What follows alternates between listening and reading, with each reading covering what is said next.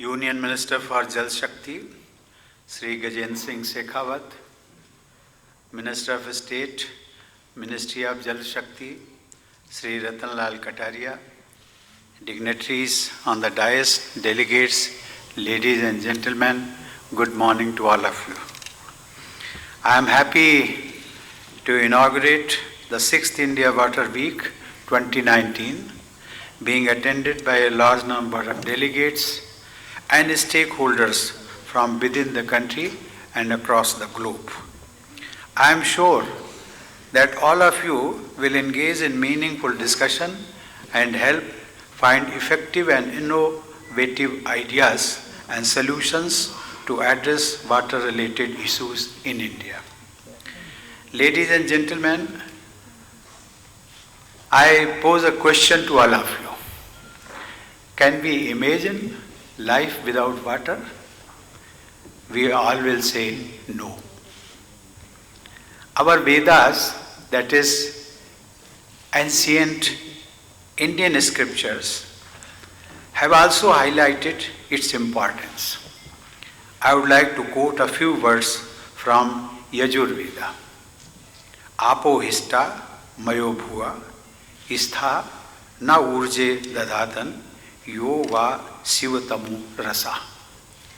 Broadly, it translates to, I quote, water is the life giver on earth. It is great source of energy. It is the most beneficial elixir, I unquote. Over the ages, great civilizations and cities flourished alongside mighty rivers.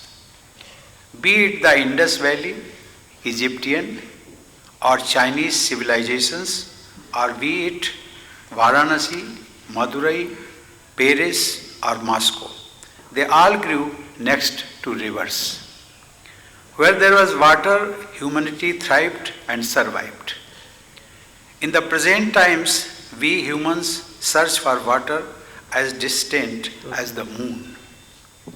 At the same time, we have been negligent in preserving water resources on our own planet. When a child is born, the parents start planning for his or her future. We start saving to their future needs of education and so on. But do we ever think that our child would need fresh and clean water for his or her survival also? We owe it to our future generations to make water conservation a priority. Many efforts for this cause are underway across the world. India Water Week too is one such notable effort. The theme of this edition of India Water Week is Water Cooperation, Coping with 21st Century Challenges. Indeed, cooperation between different stakeholders is critical if we are to face the challenges concerning water effectively. Water issues are too multifaceted and complex to be solved by only the government or just one nation. All nations and their water communities have to come together to help build a water sustainable future for all.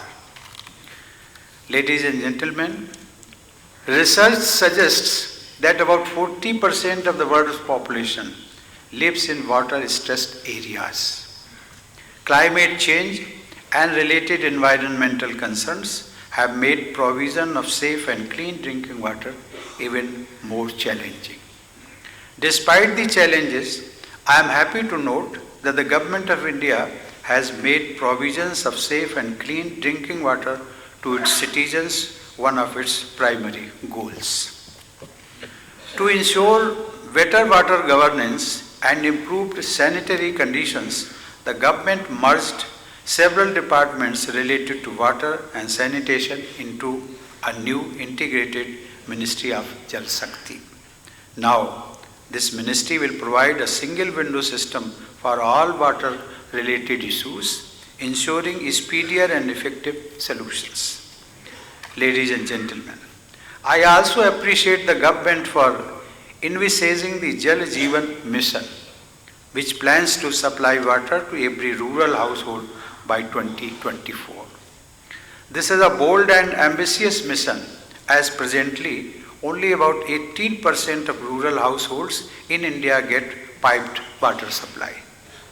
This mission will focus on integrated demand and supply side management of water at the local level. It will create infrastructure for rainwater harvesting, groundwater recharge, and management of household wastewater. I am confident that with widespread people's participation, the government will be able to achieve the mission's goal. Water is a key resource for our farmers and for sustainable agriculture.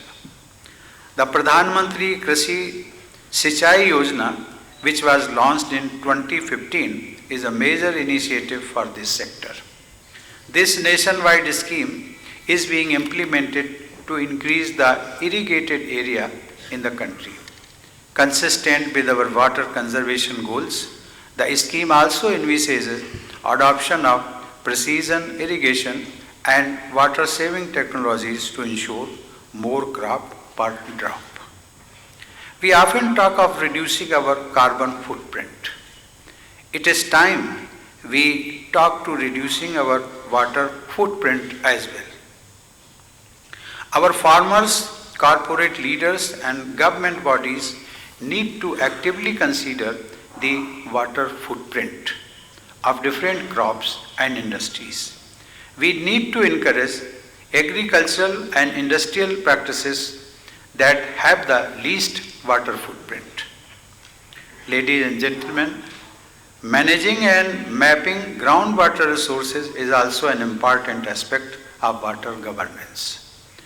The widespread use of boring machines has led to unregulated and excessive exploitation of groundwater. We have to value our groundwater and be responsible.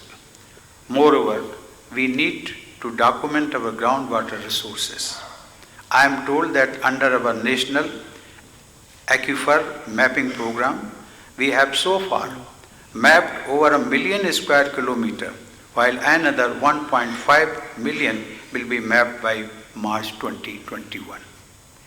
We have to ensure that our precious rainwater does not get wasted. We need to store and capture our rainwater by utilizing our existing reservoirs, dams, other water bodies, and by adopting water harvesting measures in our homes and neighborhoods. Water scarcity and drought situation faced by many of our states can be greatly mitigated with effective rainwater harvesting. Ladies and gentlemen, India is blessed with a number of rivers. These rivers form an integral part of our lives and culture.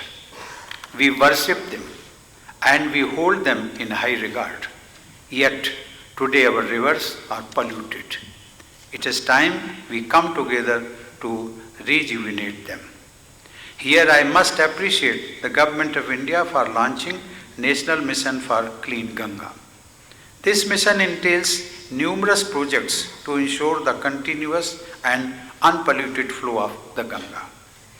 I grew up in Kanpur and have fond memories of being associated with the river Ganga, which we regard as our mother.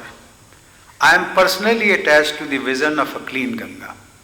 While attending an event last year, I was elated to witness both citizens and organizations pledging themselves to this cause.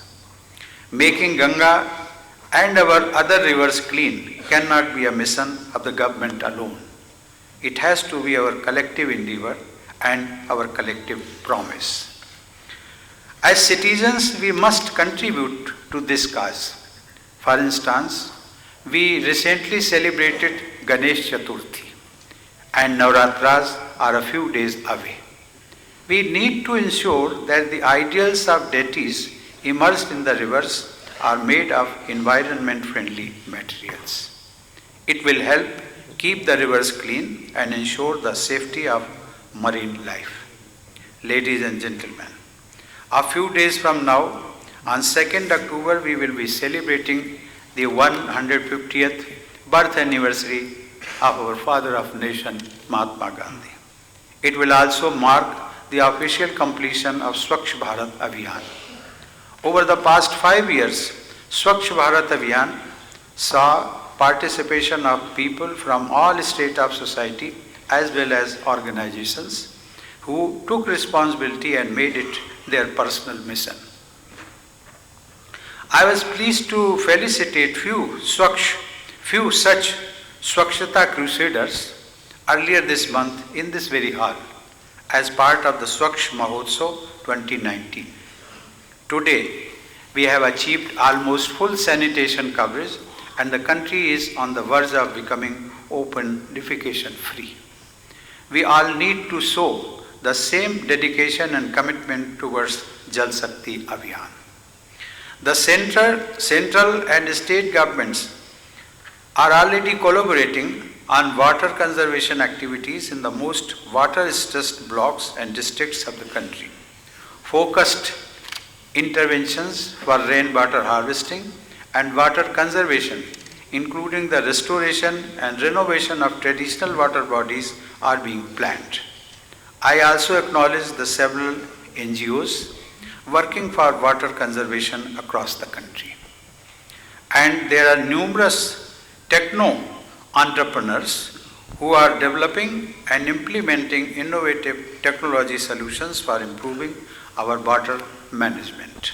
I am sure that the Jal Shakti Ministry would build partnerships and work with all stakeholders to make the pursuit of assured water availability to each citizen a Jan Andolan.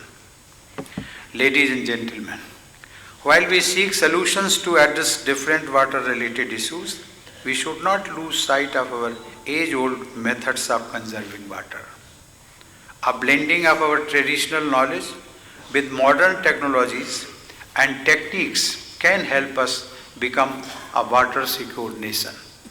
Let us pledge to achieve our water-related goals with robust cooperation among all our states, public and private organizations and our people. I wish all of you and the India Water Week 2019 all success. Thank you. Jai Hind.